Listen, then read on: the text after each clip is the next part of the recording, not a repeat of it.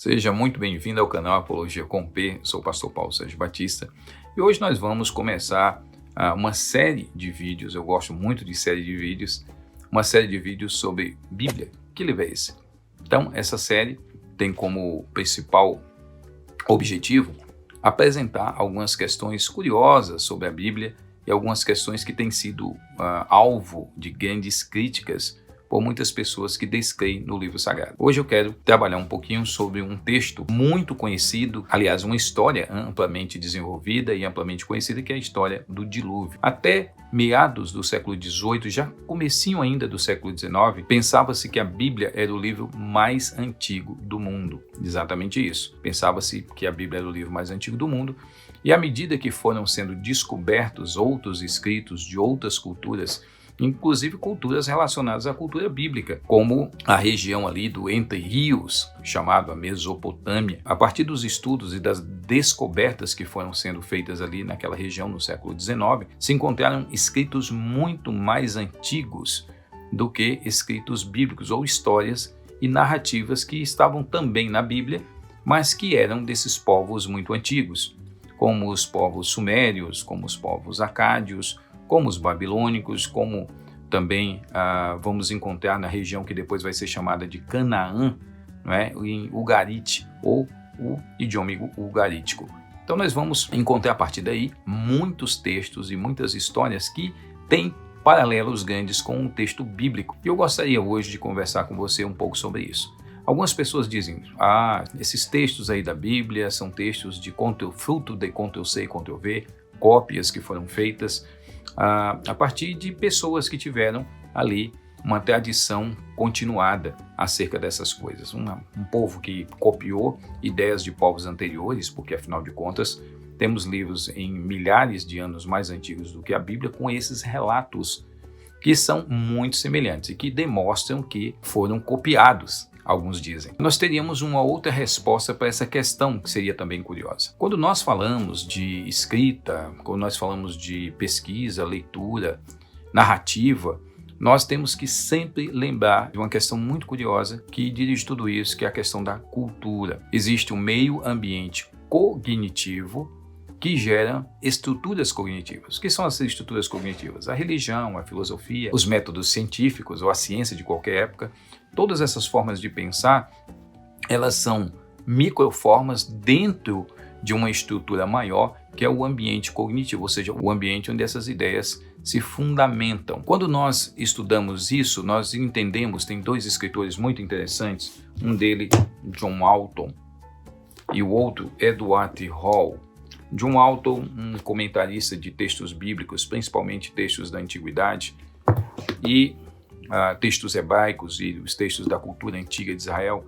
E aqui o Edward Hall, que é um antropólogo que estudou profundamente essas questões de estruturas cognitivas. O que é que nós encontramos? Encontramos que seria facilmente aceitável e seria facilmente verificável que todos esses povos surgiram e têm tradições antigas de pelo menos fatos que foram compartilhados por todos eles. Seria algo um tanto estranho que povos que compartilhassem a sua estrutura cognitiva ou essa estrutura cognitiva não tivessem tantas semelhanças. Seria como você pegar um povo na África, por exemplo, num continente como a África, e você dissesse que países, ou antes, quando não existiam esses países, que esses povos no mesmo continente não tivessem estruturas culturais semelhantes que produzissem textos e ideias semelhantes.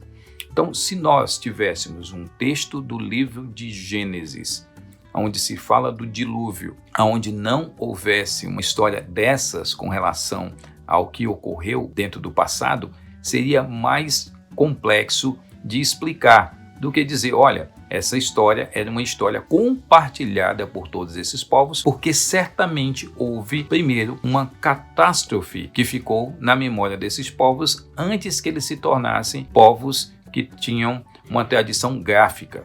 Eles eram todos povos ágrafos, que não tinham tradição escrita.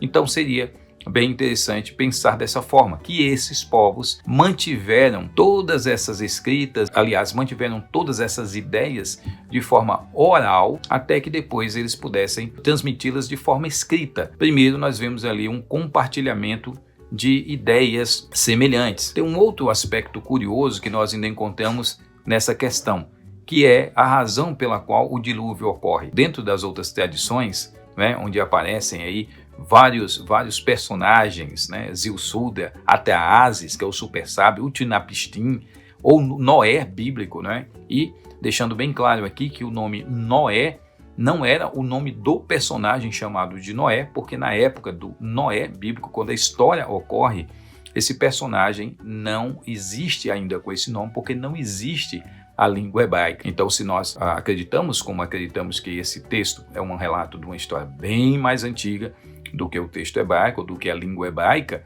nós temos que admitir que o nome desse personagem também não é Noé, mas é chamado de Noé na língua hebraica bíblica. E ele foi chamado por esses outros nomes que eu acabei de mencionar. Em outras culturas também da chamada Mesopotâmia, da região ali dos Entre Rios. Nós temos aí a ideia de um desastre global ou um desastre enorme. Eu ainda não fui convencido por pesquisas que alguns têm me apresentado de que o dilúvio não tenha sido universal. E nós temos uma outra questão. Primeiro, isso faz parte de uma cultura compartilhada por todos esses povos. Ou seja, não tinha como o relato bíblico ser um relato totalmente contrário a essas ideias. Seria mais viável que ele fosse um relato semelhante. Agora, semelhante não quer dizer igual.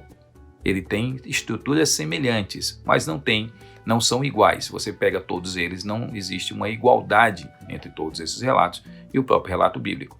Primeiro, como mencionei, desastre global. Segundo, a Bíblia é o único livro da Antiguidade que menciona o dilúvio por causas morais, o que seria compatível com um Deus que requer uma atitude moral, uma atitude ética e uma atitude comportamental de santidade, principalmente requerendo isso após a chamada queda, como a Bíblia fala, da espécie humana.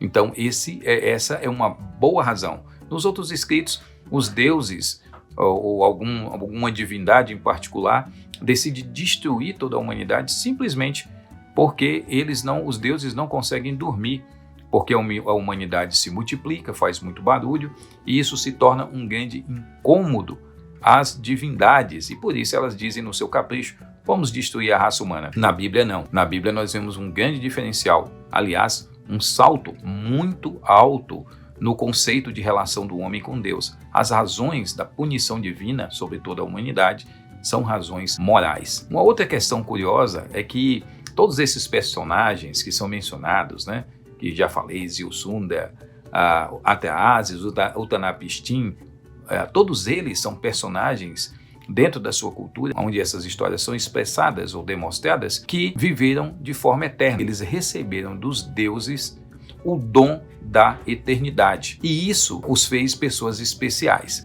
O Noé bíblico, não. Nós encontramos no Noé bíblico uma ideia mais, entre aspas, racional. Noé não se torna eterno. Noé simplesmente se torna uma pessoa agraciada por Deus, juntamente com os seus filhos, as esposas dos seus filhos e a sua própria esposa. Ele se torna alguém agraciado, protegido, mas a Bíblia demonstra os pecados de Noé, demonstra a bebedeira, o porre que Noé toma, não é? Depois do dilúvio, depois de ter plantado uma vinha e feito o vinho ali, ou plantado uva, né? E feito o vinho. Então nós temos a palavra de Deus demonstrando que esse Noé não se torna eterno. Ele continuou sendo um homem e morreu posteriormente. O que é de se esperar. Nenhuma dessas culturas poderia comprovar que algum desses personagens ainda existiam como seres ainda ali permanentes, vivos na sua época, porque todos eles acreditavam que não existiam, que mesmo esses personagens sendo personagens eternos, mesmo esses personagens tendo recebido a eternidade dos deuses, nenhum deles poderia apontar esses personagens na sua época dizendo, tá aqui, olha, esse aqui continua. A Bíblia é muito clara ao dizer que Noé morreu. Eu gostaria de encerrar esse vídeo citando um autor, Jean Boterro, no livro No Começo Eram os Deuses, um assirólogo, um assiriologista, como é chamado. Nesse livro, na página 21, mencionando a questão ou explicando a questão relacionada aí às semelhanças do texto e se o texto bíblico seria uma mera cópia ou uma reprodução com algumas pequenas alterações das ideias que estavam na região da Mesopotâmia. E aí se pergunta, então a própria Bíblia nasce na Babilônia? É a pergunta que o entrevistador faz. E ele diz, os empréstimos numerosos foram a partir de então recenseados, mencionando a questão na Bíblia. Mas não é por isso que se deve ceder ao erro inverso. O Antigo Testamento não é uma mera variante das sabedorias do crescente fértil. O Antigo Testamento, emprega seu material, mas transforma-lhe radicalmente o sentido. Essa é a opinião de um dos grandes especialistas nos textos encontrados na região do crescente fértil, Jean Boterro.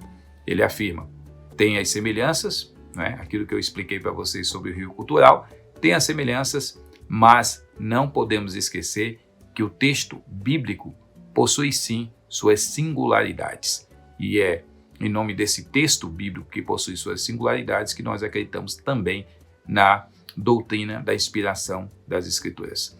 Que Deus nos abençoe, não esqueça de divulgar o canal Apologia com P, não esqueça de se inscrever no canal se você ainda não fez e também aí deixar as notificações, o bendito do sininho também ativado. Que Deus os abençoe em nome de Cristo e que esse estudo seja um estudo que te ajude a crescer mais na fé, a amadurecer mais na defesa da sua crença diante de tantos questionamentos que nós encontramos hoje.